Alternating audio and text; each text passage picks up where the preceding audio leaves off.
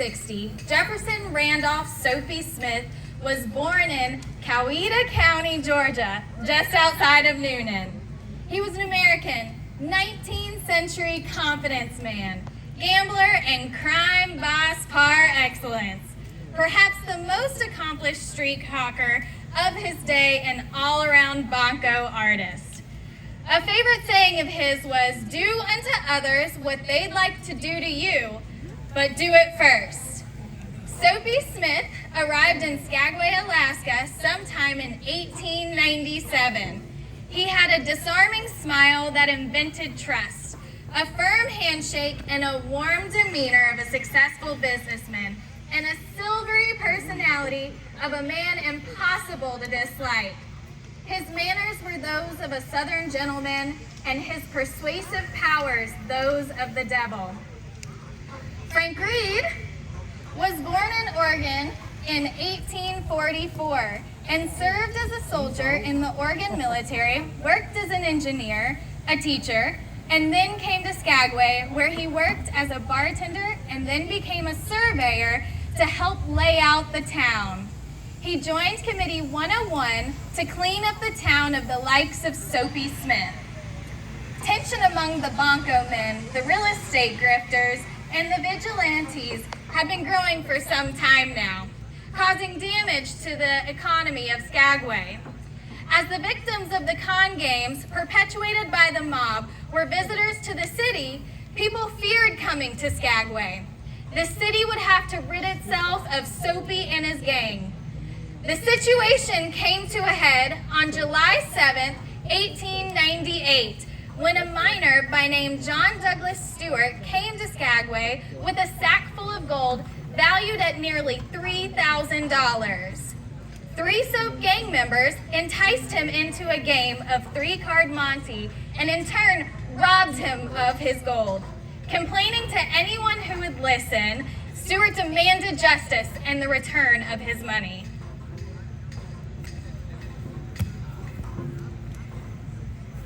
He's having a meeting about his style.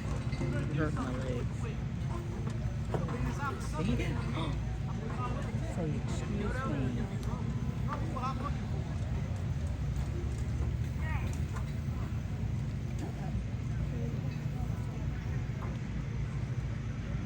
Oh, you can't go down there. You're having a meeting about me. I ain't to attend. Over my dead body. Have it your way. My God, don't shoot!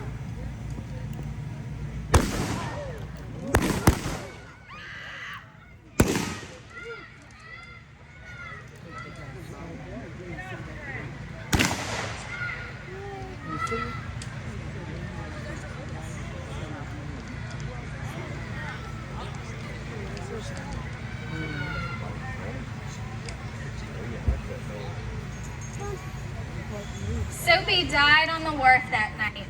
His body left where he fell for several hours because people were too scared to move him. Eventually, a lady friend, possibly a prostitute, paid 4 men $100 apiece to move Soapy's lifeless body. Frank Reed lingered for 12 agonizing days before dying of his wounds. A grateful city buried Frank in the local cemetery, erecting a monument in his memory with the inscription, "He gave his life for the honor of Skagway." In Soapy, they buried him just outside the limits of the cemetery, feeling that he didn't deserve to rest among decent people. And thus ended the life of Soapy Smith, king of the frontier conmen. Good understanding of God's law getteth favor, but the way of the transgressor is hard to quit. Proverbs 13:15, as modified by Soapy Smith. Give him a round of applause, guys! And I'm going to pass you guys off to the Lone Ranger.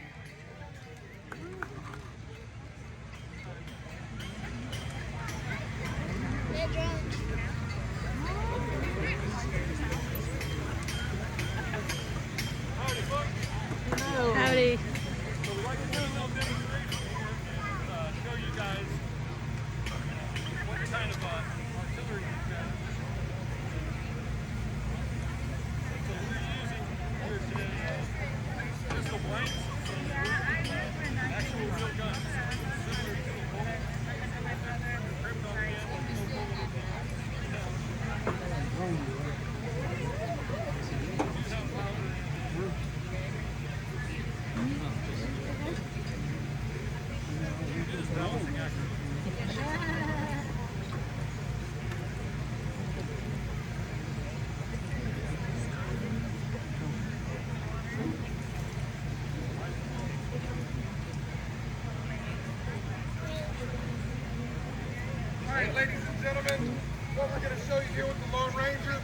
There's a little bit of gun safety, and while these are 45 caliber blanks, they're still dangerous to a certain extent, especially the distance between each other. That's why even if being accurate, the gunfight was probably much closer.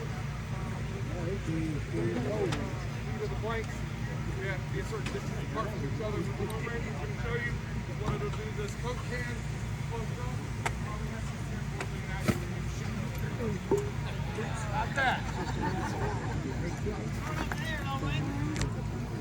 I have here one of the very same blanks that the crew's been using.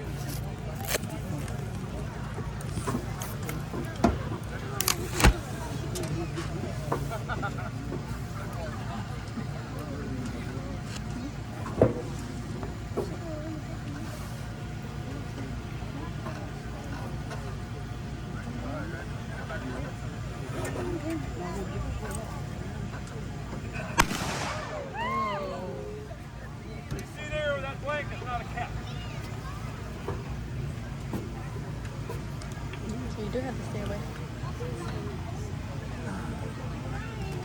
I wonder who's flying the drone. I don't know who's flying. Oh, I see. Oh, right there.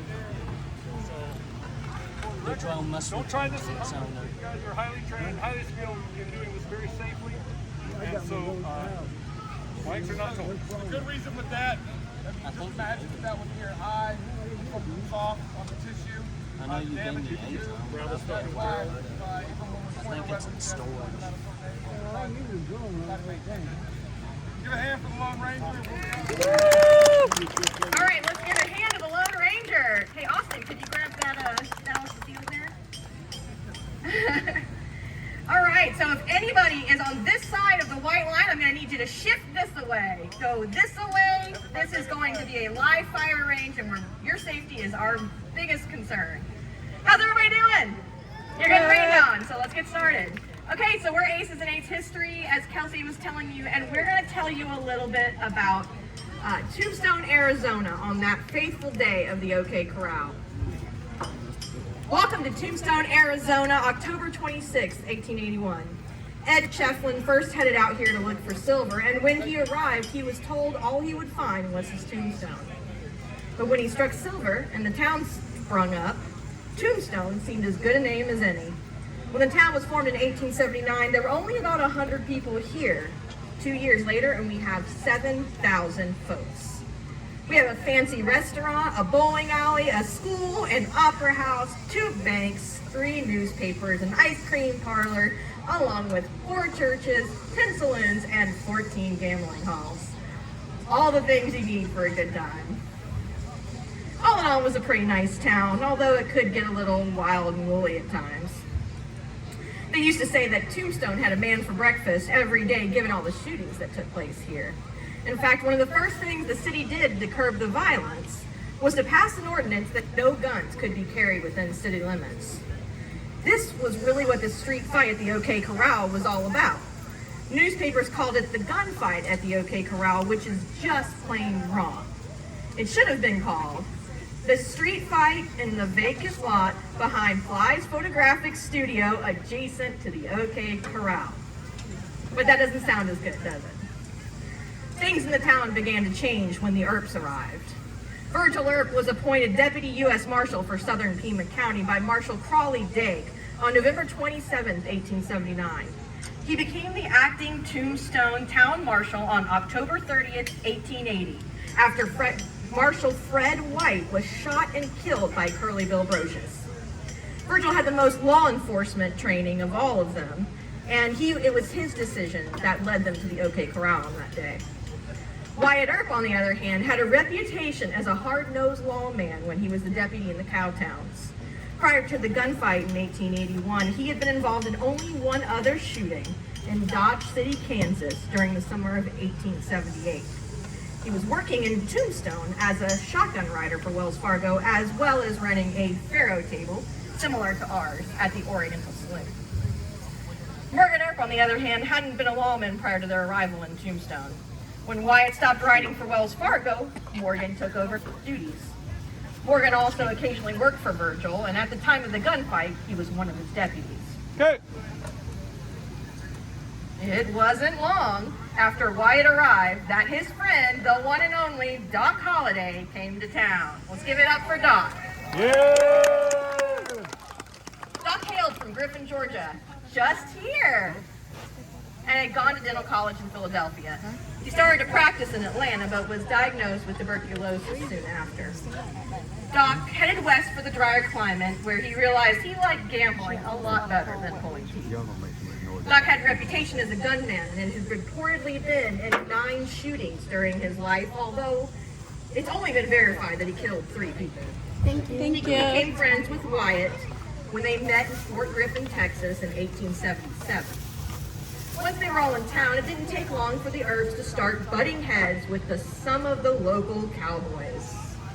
Now, let's get it straight for a second, okay? A cowboy isn't the same as a cowhand, right? Because a cowhand makes their living the honest way. Kind of rustling, driving herds, ranching, driving herds, not rustling. Whereas a cowboy, on the other hand, is a rustler, a desperado, a bandit, an outlaw, and a horse thief. That's these guys, okay? Yeah, we got some lawful folks here. Ike Clanton was one such rancher and rustler. Ike, along with Curly Bill and Johnny Ringo, began to run the rustling operation. Yeah, and they were the leaders of the cowboy gang. Ike's younger brother, Billy Clanton, was also a cowboy.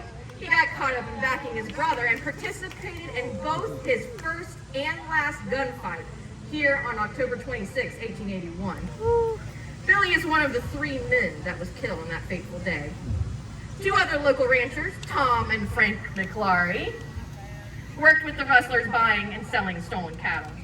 Tom was the younger brother.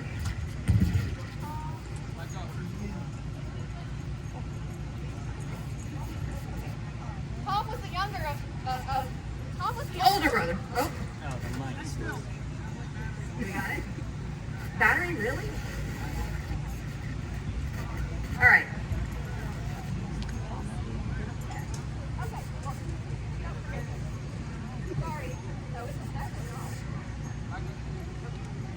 So there were 2 other local ranchers, Tom and Frank McLaury. They worked with the rustlers buying and selling stolen cattle. Tom was the younger of the 2. It's debated as to whether he even had a pistol on him during the gunfight, but what we do know is that his horse, right over there with the saddle, was there, and he did have a rifle in his saddle. Tom's older brother, Frank McLaury, although a rancher, also had a reputation as a shootist, a man who was good with a gun. When the shooting began, Wyatt Earp had to make a split-second decision. Although Billy Clanton was younger and his gun came up a half-second sooner, Wyatt Earp made the decision to go first. The man with the reputation, and his decision to shoot first in Frank McLaury is likely what saved his life. A lot of the cowboys in the region were stealing Mexican cattle and selling them to local ranchers. The cattle and rustling was no concern to the Earps. Hey! Yay! All right, this is where I'm going. I gotta figure out where I was now. All right. A lot of the cowboys in the region were stealing Mexican cattle and selling them to local ranchers.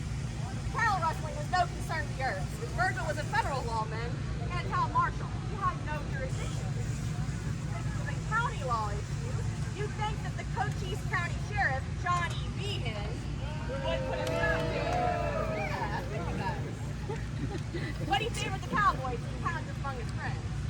On the day of the shootout, Behan went to the corral, was on the cowboys and tried to get the lead. He clearly failed on both counts. After warning Virgil not to go down there, Johnny made himself scarce. Now, these people that you see are the people who were involved in the famous shootout, but what is it that happened that caused such bad blood? To start with, it was the Benson Stagecoach robbery. The driver, Bud Philpott, was killed on both passengers. Virgil Earp deputized Wyatt and Morgan, as well as Matt Masterson, and Sheriff Johnny Behan, and they set out to find the robbers. Wells Fargo offered $3,600 or $1,200 per robber for their reward for capture, dead or alive.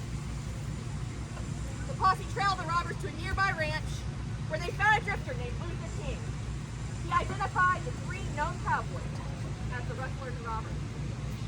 Wyatt thought catching those murderers of Bud Philpott would help him win the sheriff's office the next time. So he offered the Wells Fargo reward money to ICE in exchange for information leading to the capture of the felon. ICE was interested, but he worried that Curlyville Roaches would soon learn of his double cross, and he began to loudly and publicly trust Wyatt and Doc Holliday. To try to cover up his deal with Wyatt. Tensions continue to grow with many small complications among the scene of the shootout. Now, it takes a lot longer for me to tell you all about it than actually happened on the day. On the day, there were 30 shots fired in 30 seconds, and afterwards, 3 men were hurled into eternity. And so to give you an idea of what this would have looked like slowed down, the Cowboys and the Earps are going to show you what this would have looked like in slow motion. Shortly after that, we will show you what it looked like in that 30-second time span. So, to show you what it looked like in slow motion, ladies and gentlemen, the Aces and Eights actors. Let's give them a round of applause. The Earps and Holliday begin to walk towards the OK Corral. Just before they reach the corner, Johnny Behan walks up to the Earps. Gentlemen, I'm the sheriff of this county, and I won't let there be any trouble. I have disarmed them all. Don't go down there, you'll be murdered. The Earps and Holliday continue towards the OK Corral. They reach the glorious McClanahan. Throw up your hands, boys. We intend to disarm. Oh, we will. Billy Clanton and Fred McGlory grabbed their guns at the same time as Tom McGlory threw open his coat to indicate he wasn't armed. There's a pause for about 10 seconds as each stare at their would-be opponent ensures their next move. And then the guns come out. Billy Clanton, Fred McGlory, and Wyatt Earp are the first to draw. Billy Clanton shoots at Wyatt Earp. Wyatt Earp shoots at Fred McGlory, hitting Fred McGlory in the belly. He staggers. I can't run with Wyatt Earp. Quiet! Come on, Arm, don't shoot! Buddies, come here, start a fire, get away! Billy Clanton is trying to shoot at Wyatt, but his brother Ike is away. Fred McGlory shoots at the wall. Virgil is hitting Billy Clanton. Wyatt Earp shoots at Virgil Earp struggles to get to his feet and shoots at Fred McGlory. Tom McGlory, Billy Clanton shoots at Wyatt Earp. If only this umbrella was big enough to fit it in, too. The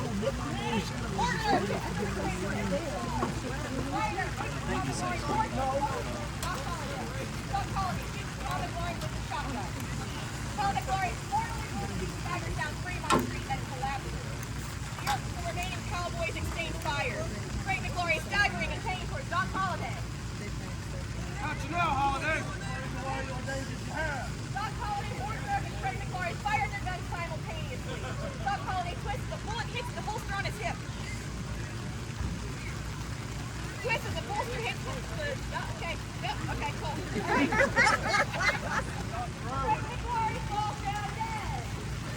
The Earps observe when the fight is over, look around with Johnny Behan and Earp. Well, Wyatt, now I'm going to have to arrest you. It's not a problem. I'm right here. I'm not going anywhere. We did right. We had to do it, but you threw us, Johnny. You told us they were disarmed. All right, let's give him a round of applause.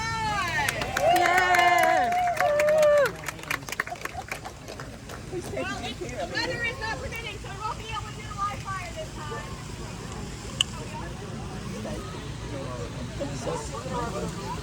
I think that part of it over.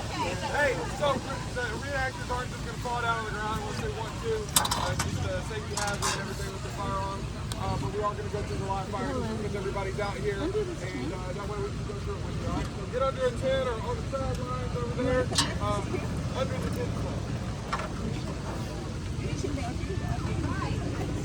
I like it up palm. Okay. I'm so short and I feel tall. So he did say they're going to run it again, right? Ed? Pardon? Did he They're say going to do a live fire. Okay.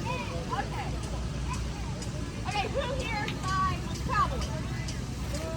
Okay, who here sides with the Lawmen? Yay! So, interesting story is, at the time, on the same day, people were equally divided on whether they believed the lawmen or they believed the Cowboys. The results on both of them are different. If you look at the history, look at the first-hand accounts, they're very different depending on who the accounts are coming from. So what we're presenting to you is an amalgamation of as much information as we can find in the best way that we can present it. So it's as accurate as we're able to give to you, given that, these accounts aren't all exact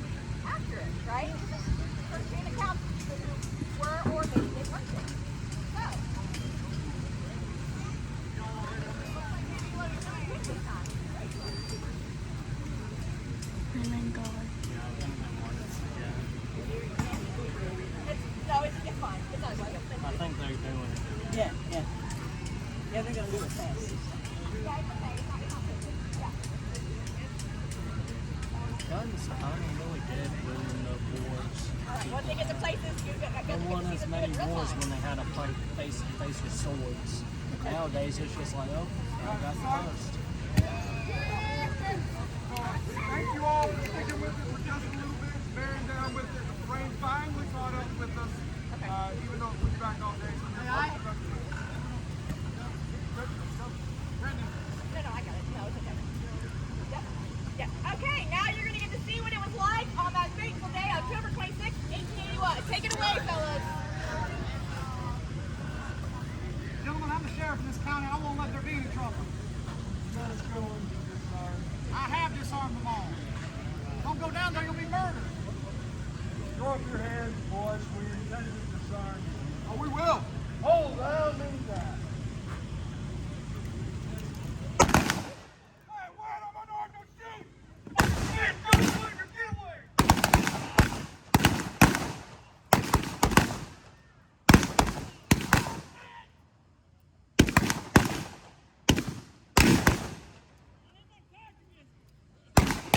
Holiday, find the wire and knife if you have!